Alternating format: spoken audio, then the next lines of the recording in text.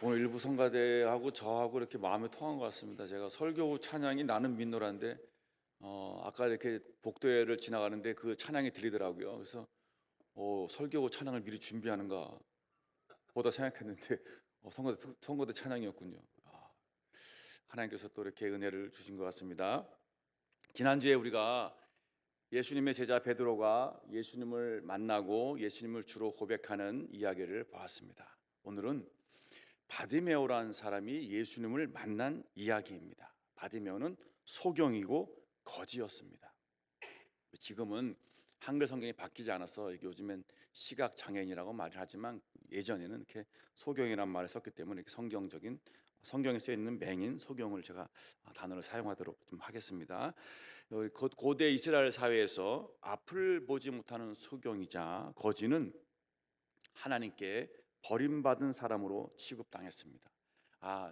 분명히 하나님께 죄를 졌기 때문에, 아니면 제가 죄를 졌든지 부모가 죄를 졌기 때문에 쟤는 소경이 된 거야 라고 취급을 받았습니다. 여러분, 바디메오라는 것은 이름이 아니에요. 여기서는 바는 아들이라는 뜻이고 디메오는 아버지 이름이에요. 그러니까 디메오의 아들 이렇게 얘기한 것입니다. 그러니까 이 바디메오는 지금 이름이 없어요. 이름을 알 수가 없습니다. 그의 존재감이 없다는 얘기예요. 사회적으로 그는 가치가 없어요. 그 이름을 굳이 알 필요가 있어? 알 필요가 없는 존재였습니다. 사회적으로 약자고 무시당하고, 그리고 완전히 정말 거지 취급당했던 그런 사람이었습니다. 또한 그는 지금처럼 이렇게 우리 여러 직장이 있어서 직업을 구할 수도 없었습니다. 사람들이 많은 오고 가는 성문 입구에 앉아 구걸하는 곳으로 그의 생명을 유지하고 있었습니다. 그러나 그의 인생에 역전 드라마가 펼쳐졌습니다. 사람들에게 무시당하고 조롱받고 이름도 없이 존재감도 없이 살던 인생에 기적이 일어났습니다. 마치 화창한 화려한 아주 봄날이 그의 인생에 찾아온 듯합니다. 그가 예수님을 만났기 때문입니다. 바디메오와 예수님의 만남은 되게 드라마틱합니다. 베드로처럼. 이 예수님께서 여리고성을 지나가시고 어디로 가시냐면은 이제 예루살렘으로 올라가십니다. 예루살렘에 십자가를 지기 위해서 올라가시는데, 어쩌면 이 바디메오의 기적은 십자가를 지기 전에 마지막 기적이었을 거예요. 마지막 기적을 누린 사람이 바디메오였다라고 말하기도 합니다. 그리고 또 한 가지, 무엇보다도 정말 지극히 높으신 하나님께서 직접 그에게 찾아왔습니다. 가장 낮고 천하고 무시당하고 이름도 없이 살아가는 변방 사람, 아무런 힘이 없는 그 낮고 천한 사람에게 찾아왔다는 사실입니다. 하나님이 찾아온 것입니다. 예수님이 찾아왔습니다. 이것이 기적이 아니고 무엇이겠습니까? 어쩌면 이렇게 생각하는 분이 계실지도 모르겠습니다. 바디메오는 소경이고 거지였지만 나는 거지도 아니고 소경도 아닌데 라고 생각할 수도 있습니다. 그런 사람들에게 예수님께서 이렇게 말씀하신 적이 있습니다. 요한복음 9장에 보면은 예수님께서 한번 이렇게 말씀하셨어요. 예수께서 이르시되 내가 심판하러 이 세상에 왔으니 보지 못하는 자들은 보게 하고 보는 자들은 맹인이 되게 하려 함이라. 그랬더니 이제 그 말씀을 들었던 유대인들, 바리새인 중에 예수와 함께 있던 사람이 이렇게 말해요. 우리가 맹인이야? 나 다 보고 있는데 맹인인가? 그러니까 예수께서 이렇게 말씀하십니다. 너희가 맹인이 되었더라면 죄가 없으려니와 본다고 하니 너희 죄가 그대로 있느니라. 우리가 죄인됨을 보지 못하고 내가 죄인이구나 하는 것을 깨닫지 못하고 나는 예수님이 필요하구나 라는 것을 깨닫지 못한다면 이 사람이야말로 소경이고 맹인이라는 것입니다. 이 사람이야말로 불행한 사람이라는 것입니다. 눈을 고치느냐 못 고치느냐의 문제가 아니라 예수님을 믿지 않으면 그 안에 영원한 생명이 없고 죽음 이후에 천국에 갈 수 없기 때문입니다. 자, 소경 바디메오는 예수님께 나를 불쌍히 여기소서라고 부르짖었습니다. 어쩌면 우리가 하나님 우리를 불쌍히 여겨 주시옵소서 라고 외쳐야 하는 사람이 아닐까 생각합니다. 결론적으로 예수님께서는 바디메오가 눈을 뜨게 된 이유를 이렇게 말합니다. 우리 한 52절 한번 보실까요? 자, 한번 읽도록 하겠습니다. 52절입니다. 예수께서 이르시되 믿음이 너를 구원하였느니라 하시니 그가 곧 보게 되어 예수를 길에서 따르니라. 내 믿음이 너를 구원하였다. 여러분, 구원은 성경에서 약간 다양한 의미로 사용되고 있습니다. 예를 들면 오늘은 구원이 어떤 의미냐면 눈을 뜨는, 병 고침을 구원이라고 말하고 있고요. 어떤 경우에는 영원한 생명을 얻는 것을 구원이라고 말하기도 하고, 귀신을 쫓아내는 것도 구원이라고 말하기도 하고, 어려운 환난과 두려움, 근심에서 벗어나는 것도, 내 문제가 해결되는 것도 구원받았다라고 말하고 있습니다. 자, 오늘 예배를 통해서 여러분, 누군가는 예수님을 믿고 영생을 얻는 구원이 되길 소망합니다. 우리 안에 누군가는 병 고침을 얻는 구원을 받기를 소원합니다. 누군가는 자녀의 문제가 해결되는 구원을 얻기를 바라겠습니다. 직장과 사업의 문제가 해결되는 구원을 얻는 저 여러분 되시길 바라겠습니다. 우리는 바디메오의 눈을 뜨게 한 것은 예수님의 신적 능력임을 알고 있습니다. 그런데 예수님은 내 능력으로 너를 치료하노라 라고 말하지 않고 내 믿음이 너를 구원하였다 라고 말합니다. 예수님의 능력과 바디메오의 믿음이 이렇게 결합된 겁니다. 제가 세네갈에 쓰던 접착제가 있었어요. 본드가 있는데 이 본드는 특이하게 두 개를 합쳐야지 접착력이 있더라고요. 한국에도 그게 있는 것 같아요. 뭐 에폭시 접착제가 있던데 하나만 갖고는 능력이 안 나타나요. 바디메오가 눈을 뜬 것은 예수님의 능력과 바디메오 믿음이 이렇게 섞여서 만들어낸 기적이라고 할 수 있습니다. 물론 예수님 혼자 능력을 행할 수 있습니다. 그러나 어떤 경우에는 예수님께서 우리에게 우리의 믿음을 요구할 때가 있습니다. 내 믿음을 볼 때가 있습니다. 내 믿음대로 될지어다 라고 말할 때가 성경에 너무 많아요. 내 믿음이 너를 구원하였다 라는 이야기가 많습니다. 그렇다는 얘기는 예수님께서는 우리에게 내 믿음을 본다는 겁니다. 그렇게 요구할 때가 있고, 그런 내 믿음으로 인해서 기적이 일어날 때가 있다는 것입니다. 그렇다면 기적이 현실이 되는 믿음은 어떤 믿음일까요? 오늘 그 이야기를 함께 나누고자 합니다. 이 바디메오가 살던 여리고라는 도시는 되게 따뜻하고 기온이, 땅도 풍부했습니다. 그래서 여기는 그 로마의 3대 세무소가 있었던 지역이에요. 그만큼 수입이 많았던 지역이었습니다. 그러니까 사람들도 많이 모여 있고 거기에 구걸하는 사람도 많이 있었을 것입니다. 그날도 어느 때와 마찬가지로 바디메오는 여리고성 입구에서 구걸을 하고 있었습니다. 근데 엄청난 무리들이 평상시에 그 들리지 않던 발자국, 이 소리가 우웅 가는 거예요. 그래서 주변 사람들에게 물어봤습니다. 도대체 뭔 일입니까 이게 도대체? 왜 사람들이 이렇게 많지? 왜 이렇게 웅성웅성합니까? 다윗의 자손 예수가, 그때 나사렛 예수가 지나가고 있어 알려줬습니다. 바디메오는 나사렛 예수란 이름을 듣자마자 뭐라고 외칩니까? 다윗의 자손 예수여 나를 불쌍히 여기소서. 그 길가에는, 그 여리고 성문 입구에는 바디메오만 있던 게 아니에요. 수십 명의 그 소경들이 앉아서 구걸을 하고 있었어요. 다른 소경들을, 거지들은 가만히 있는데 왜 바디메오는 나사렛 예수가 지나간다라는 말을 들었을 때 갑자기 다윗의 자손 예수여 나를 불쌍히 여겨 주소서 라고 외쳤을까요? 우리는 그가 예수님을 부르는 호칭에서 그 답을 찾을 수 있습니다. 자, 여러분, 사람들은 누구라고 부릅니까? 예수님을 나사렛 예수라고 불렀습니다. 바디메오는 뭐라고 부릅니까? 다윗의 자손이라고 부릅니다. 나사렛 예수란 얘기는 그 당시 예수라는 이름이 너무 많았어요. 여호수아라는 말도 예수란 말이에요. 너무 많아가지고 도대체 이 예수가 무슨 예수야? 나사렛에서 출신 예수라는 거야. 나사렛 출신 예수라고 이렇게 얘기했어요. 그런데 바디메오는 그렇지 않았어요. 그는 이미 귀로 이 셀럽이었던 예수님의 소문을 들었습니다. 나사렛 예수라는 사람이 귀신을 내쫓고 병든 자를 고치고 앉은 병을 일으키고 눈먼 자를 고치고 죽은 자를 살리셨대 라는 소문을 들었어요. 바디메오는 그 소문을 듣자마자 이 사람은 그냥 나사렛 예수가 아니구나.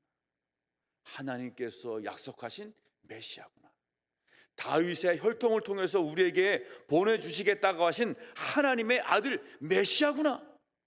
그래서 그는 나사렛 예수라고 부르지 않고 다윗의 son 예수라고 부른 것입니다. 내가 기다렸고 하나님의 아들이신 예수여 라고 불렀습니다.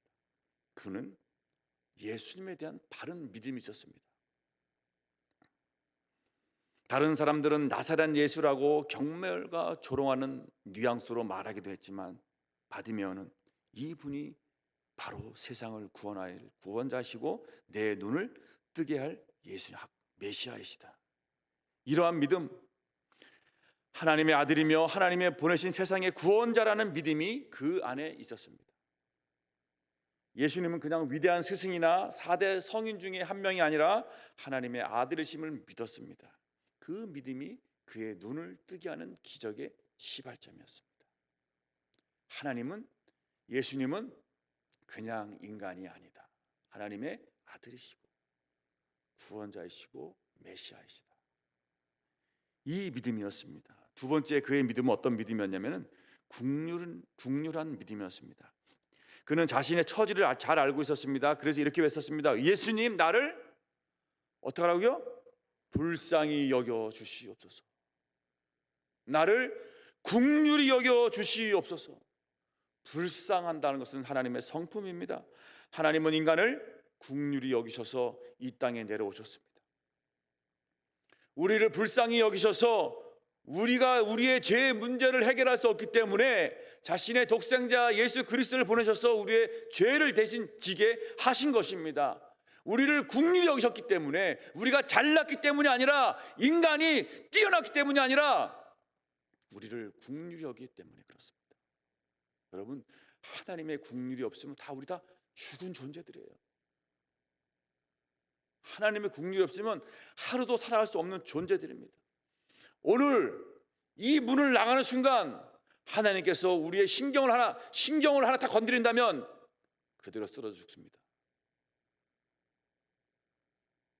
하나님의 국률하심으로 우리가 오늘 이 자리에 살아 있습니다. 우리가 잘난 거 아닙니다, 여러분. 하나님의 국률하심은 그 죄를 다 덮어주고 용서해 주십니다.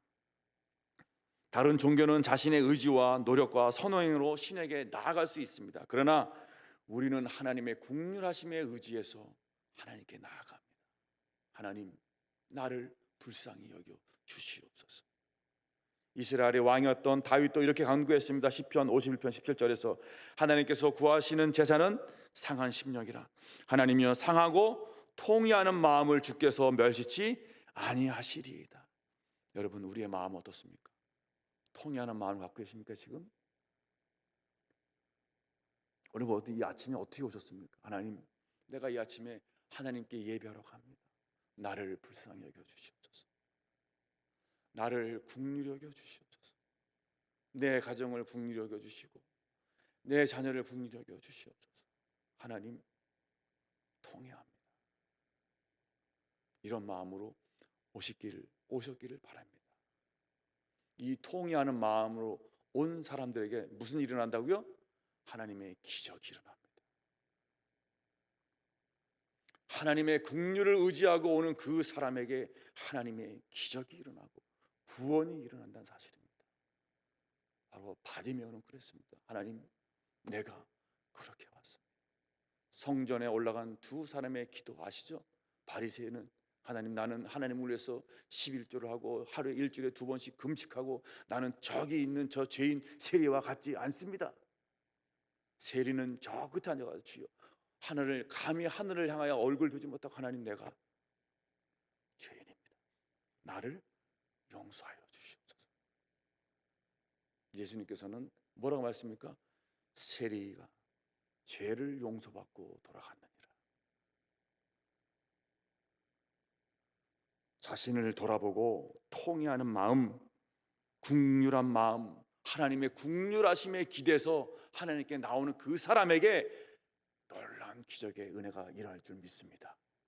하나님의 은혜를 사모한 여러분, 하나님, 내가 하나님 내 의지가 아니라 나를 의지하는 하나님의 긍휼을 사모하고 기도합니다. 하나님의 긍휼을 사모하며 불쌍하심을 의지하여서 내가 하나님께 나와왔으니 천부여 내가 의지할 거 없어서 두 손 들고 왔사오니 나를 불쌍히 여겨 주시옵소서 라고 고백하는 여러분들에게 하나님의 기적이 일어나기를 주님으로 축원합니다.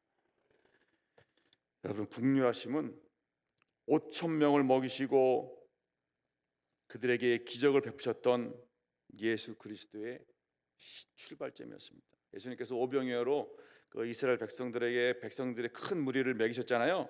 성경은 이렇게 말하고 있습니다. 큰 무리를 보시고 그 목자 없는 양 같음을 인하여 불쌍히 여겼더라.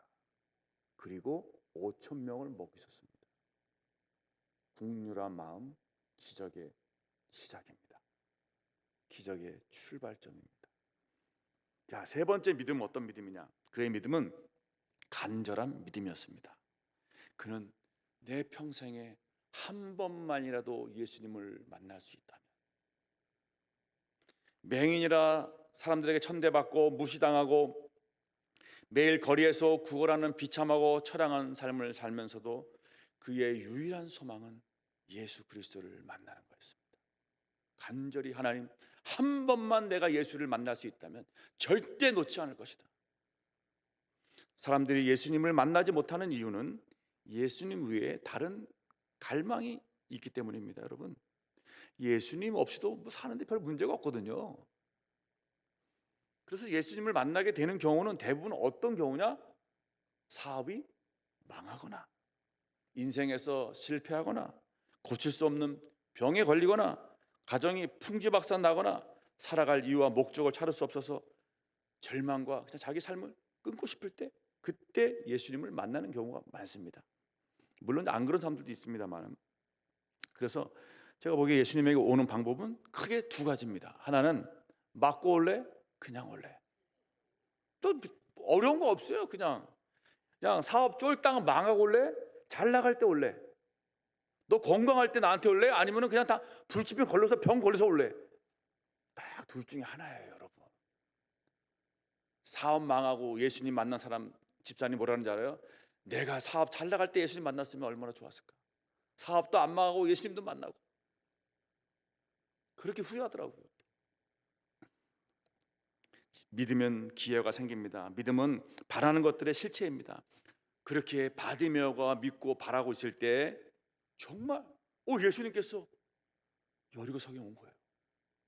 그 성을 지나가신 거예요. 지금 마치 로또 1등에 당첨된 것 같은 너무 흥분된 감정으로 나사렛 예수란 소리를 듣자마자 다윗의 자손 예수여 나를 불쌍히 여기소서 이렇게 외치겠습니까? 안 외치겠습니까? 외칠 수밖에 없어요. 그렇게 간절히 기다려왔던 건데, 내 평생의 소원인데 외치지 않을 수가 없어요. 예수란 소리를 듣자마자 다윗의 자손 예수여 나를 불쌍히 여겨 주시옵소서, 그 간절함이 튀어나올 수밖에 없습니다.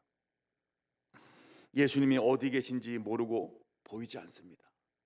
볼 수 없어요. 앞이 보이지 않아 그분께 달려갈 수도 없습니다. 어쩌면 너무 멀리 가셨나? 동쪽에 계신가, 서쪽에 계신가, 도대체 어디 계시는 거야? 뒤에 계신가, 앞에 계신 거야? 자신이 부르는 소리를 듣지 못할 수도 있었습니다. 그는 어디를 보고 소리로 질러야 할지 알 수 없었습니다. 그래서 그 자리에서 입는 힘껏 소리를 질렀습니다. 예수님이 어디에 계시든지 자신의 목소리를 들을 수 있도록, 목이 쉬도록 목 놓아 부르다가 죽을 정도로 예수님을 불렀습니다. 여러분, 소리를 지르다란 말은 여기서 원어로 크라조란 말인데, 이것은 크게 외치다. 산모가 출산할 때 힘을 다하는 그 애를 낳는 그 힘처럼 외치다는 얘기입니다. 그는 누구보다도 간절했고 절박했습니다. 이 기회를 놓치면 평생 눈을 뜰 수 없다. 내게 주어진 처음이자 마지막 기회이다. 주변 사람 배려할 때가 아닙니다. 지금 내가 주변 사람 생각할 때가 아니에요. 지금 내가 예수를 만나느냐 못 만나느냐, 내 인생에 문제가 걸린 문제예요. 생과 사가 걸린 문제인 것입니다. 눈을 뜨느냐 못 뜨느냐. 지금 예수님이 지나가 버리면 다시는 돌아올 수 없는 한 번의 기회인 것입니다. 그래서 그는 여인이 출산할 때 온 힘을 짜내는 심정으로 소리쳤습니다. 다윗의 자손 예수여 나를 불쌍히 여겨 주시옵소서. 얼마나 크게 소리를 질렀겠습니까? 얼마나 간절하고 절박한 심정으로 소리를 질렀을까요? 주변 사람들은 깜짝 놀랐습니다. 여러분, 기적을 일으키는 믿음은 간절함에서 나옵니다. 죽을 만큼 절박하지 않으면 간절함이 없습니다.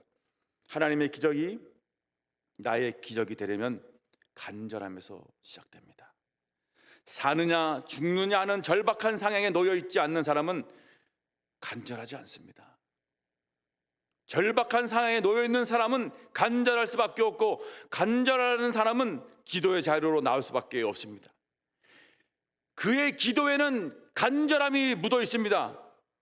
기도의 자리로 나오지 않고 간절히 부르지 않는다는 얘기는 무슨 말입니까? 이 말은 아직 살만하구나, 내가 믿는 구석이 있구나, 내가 아직도 하나님이 아니어도 살만하구나, 내가 믿을 사람이 있어. 아직 나는 그냥 내가 안 돼도 돼.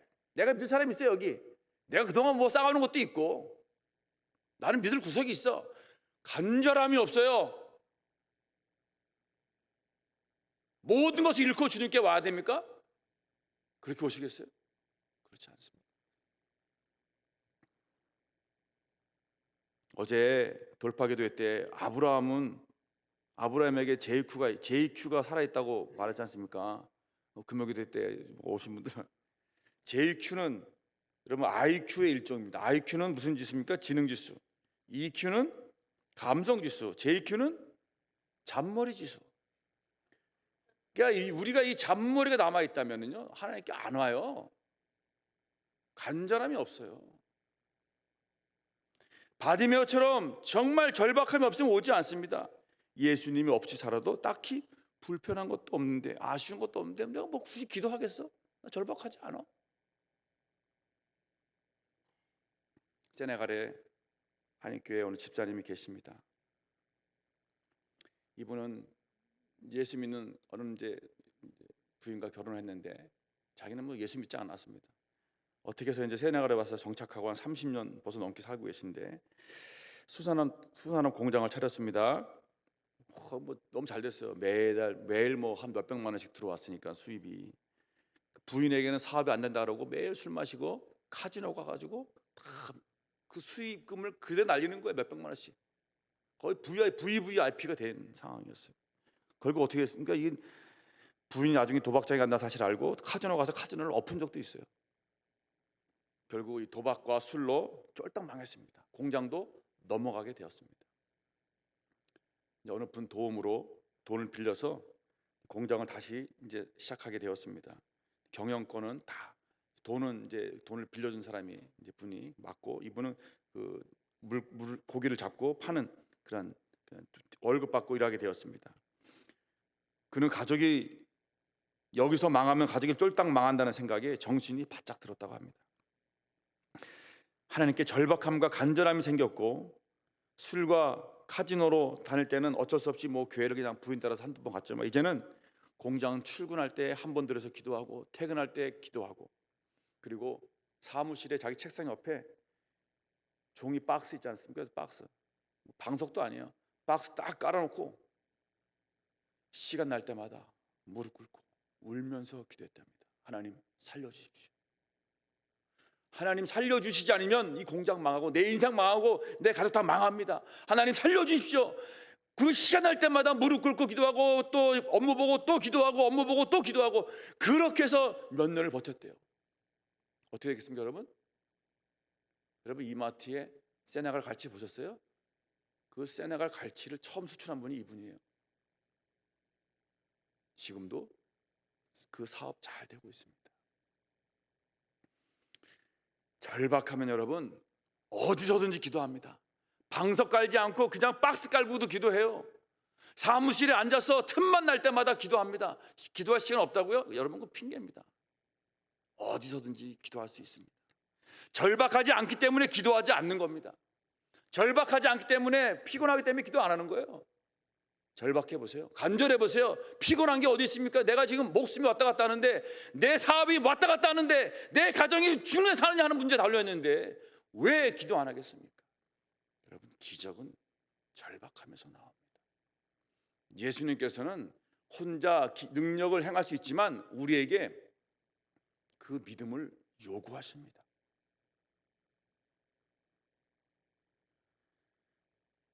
엘리야는 얼굴이 무릎에 들어갈 정도로 간절하게 기도했습니다.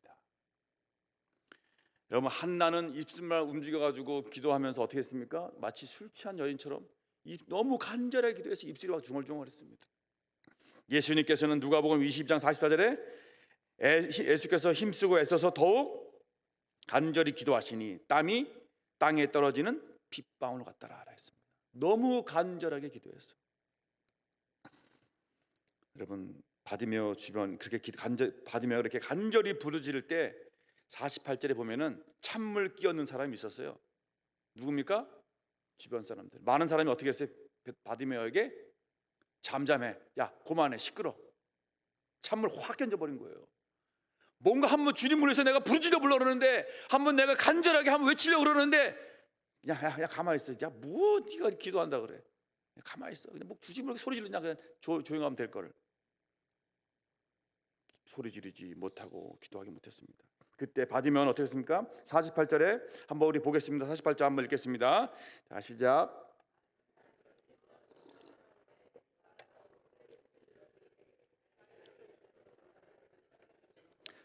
어떻게 했습니까? 더욱 크게 소리 질렀습니다. 다시 오지 않을 기회, 인생에 한 번뿐인 기회일 텐데 다른 사람 말에 주눅 들어서 눈치 볼 때가 아니었습니다. 부끄럽다고 창피하다고 다시 자리에 앉아서 쥐죽은 듯이 동냥만 할 때가 아니었습니다. 그는 한 번 소리 질러서 예수님이 듣지 못했다고, 뭐 예수님 나 무시하는 거야 지금? 내가 지금 거지라고 무시하는 거 아니야 이거 지금? 내 얘기도 안 들어주시는 건가? 뭐 소용없네? 라고 포기하지 않았습니다. 그에게는 눈을 뜨느냐, 평생을 맹인으로 사느냐, 자신의 인생이 달린 문제였습니다. 비록 사람들이 시끄럽다가 꾸짖고 조롱해도 잠잠하지 않았습니다. 더욱 크게 소리질러서 예수님의 귀에 들리게 했습니다. 여러분, 그렇습니다. 믿음의 사람은 뒤로 물러가 멸망할 자가 아닙니다. 히브리서 10장에 보니까 나의 의는 믿음으로 말미암아 살리라, 또한 뒤로 물러가면 내 마음이 그를 기뻐하지 아니하리라 하셨느니라. 우리는 뒤로 물러가 멸망할 자가 아니요 오직 영혼을 구원하며 이르는 믿음을 가진 자니라. 우리는 뒤로 물러간 사람이 아닙니다. 누가 뭐라 해도 내가 환난과 핍박이 온다 할지라도 뒤로 물러가서 멸망한 자가 아니라 하나님께 더 앞으로 나가서 영혼을 구원하며 이르는 믿음을 가진 사람인 것입니다. 구원을 얻는 믿음은 어떤 비난과 조롱과 핍박에도 낭망하지 않고 포기하지 않고 오히려 더 크게 예수님의 이름을 부르는 믿음인 것입니다. 여러분, 바디메오는 예수님 자신이 부르는 소리를 들을 때까지 외쳤습니다. 결국 예수님이 가던 길을 멈추고 바디메오를 불렀어요. 바디메오는 어떻게 했습니까? 50절에 자신의 겉옷을 내어버리고 뛰어서 일어나 예수께 갔습니다. 여러분, 겉옷은 그 당시 전 재산이었어요. 평상시는 입고 다니지만 밤에는 덮고 다니는 이불이었어요. 거지에게 겉옷은 전 재산이나 마찬가지였습니다. 그는 지금 자기의 겉옷도 내려두고 그동안 뭐 동량 얼마 안 되겠지만 자기가 모았던 동전도 있을 텐데 그 동전 그냥 놔두고 그냥 예수님께서 부르시는 그 자리에서 일어나 갔습니다. 예수님이 나를 부르시는데, 예수님 잠깐만 기다려주세요. 내가 지금 겉옷 좀 챙기고 내가 그동안 모아놓던 동전 챙겨서 좀 갈게요. 잠깐만 기다리세요. 이렇게 안 했습니다. 머뭇거리지 않고 자신에게 가장 중요한 것을 버리고 예수님께 나아갔습니다. 오늘 예수님이 여러분을 부르신다면 바디메오처럼 내가 가장 소중히 여기는 것조차 버리고 주님께 달려가시길 바라겠습니다. 예수님은 그에게 묻습니다. 내 소원이 무엇이냐? 예수님이 왜 소원을 모르겠어요? 예수님이 왜 바디메오의 소원을 모르겠어요? 그럼에도 바디메오에게 다시 묻습니다. 내 소원이 정확하게 무엇이냐? 바디메오는 예수님 돈 좀 많이 벌게 해주세요. 한 푼 주십시오. 이렇게 하지 않았습니다. 그는 자신의 소경됨을 부끄러워하지 않았습니다. 예수님, 나는 소경인데 내 눈을 뜨기 원합니다. 자신의 부끄러운 치부조차 다 드러냈습니다. 그는 자기에게 가장 필요한 것이 무엇인지 알고 있었습니다. 정확히 예수님께 말씀합니다. 선생님이여, 내가 보기를 원하나이다. 인간적으로 보기에 불가능한 소원입니다. 여러분, 어느 의사도 그의 눈을 뜨게 하지 못했습니다. 불가능한 소원을 예수님께 대답했습니다. 그때 예수님께서 이렇게 말씀하십니다. 가라, 내 믿음이 너를 구원하였느니라. 오늘 예수님께서 저와 여러분에게 이렇게 질문하십니다. 내게 무엇을 하여 주기를 원하느냐? 여러분 뭐라고 대답하겠습니까? 이 아침에 소경 바디메오가 했던 질문을 여러분에게 할 겁니다. 저에게도 합니다. 무엇을 하여 주기를 원하느냐? 저요? 저는 있어요. 하나님, 이 온누리교회, 주님, 이 온누리교회 하나님의 은혜로 충만하게 해주시옵소서. 하나님, 온누리교회 온누리여 일어나는 것처럼 다시 일으켜 세워 주시옵소서. 하나님, 이 성전을 가득 채우게 하여 주소서. 하나님이 기뻐하시는 교회, 성도들은 행복한 교회, 이웃들은 칭찬하는 교회, 선교사를 파송하는 교회, 우리 가족 공동체가 되게 해 주시옵소서. 저는 이것이 저의 소원입니다. 무엇을 원하십니까? 자신의 치부를 드러내고 예수님께 말씀하시기 바랍니다. 예수께서 부르시는데 자기가 아끼는 거독과 동전을 챙기느라 예수님을 놓치지 마시기 바랍니다. 여러분의 삶에서 기적을 보기 원하시나요? 믿지 않는 가족이 예수 믿는 기적, 병고침을 얻는 기적, 자녀의 문제가 해결되는 기적, 직장과 사업의 문제가 해결되는 기적을 보기 원하시나요? 예수님이 우리의 구원자이시며 모든 문제의 해답인 분심을 믿으시기 바랍니다. 하나님의 국률하심을 믿고 나가시기 바랍니다. 간절함으로 기도하며 나가길 바라겠습니다. 여러분, 내일부터 새벽기도 총진군입니다. 저 여러분에게 기회가 주어졌습니다. 불을 내려주셔서 우리에게 성령의 불, 기도의 불을 내려주셔서 우리에게 각종 은사를 주시고 치유의 권능을 내려주시고 우리의 질병을 고쳐주시옵소서. 은혜를 내려주셔서 가정과 사업의 문제를 해결해 주시옵소서. 믿음으로 고난을 돌파하는 기적을 경험하게 해주시옵소서. 바디메오처럼 제가 보기를 원합니다라고 말할 때 예수님께서는 이렇게 말씀하십니다. 가라, 내 믿음이 너를 구원하였느니라. 가라, 내 믿음이 내 병을 고쳤느니라. 가라, 내 믿음이 내 자녀를 낫게 하였느니라. 가라, 내 믿음이 내 사업의 문제를 해결하였느니라. 가라, 내 믿음대로 될지어다. 예수님이 하나님의 아들이심을 믿는 믿음, 간절한 믿음의 기도로 기도 응답받고 기도를 경험하며 체험하는 저 여러분 되시길 주님의 이름으로 축원합니다.